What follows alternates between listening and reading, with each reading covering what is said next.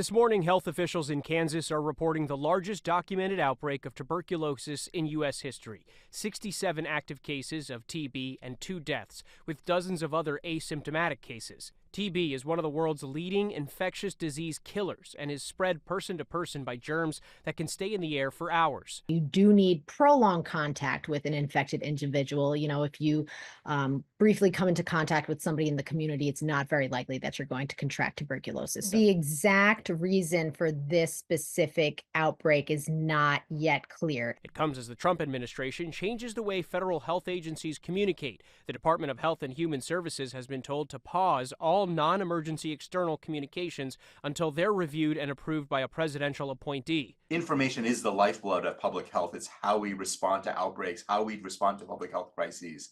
And stopping that, I think, is unjustifiable, and I'd like to see that change very quickly. The new rules on communications are causing concern after the U.S. detected a different, more rare strain of bird flu in California.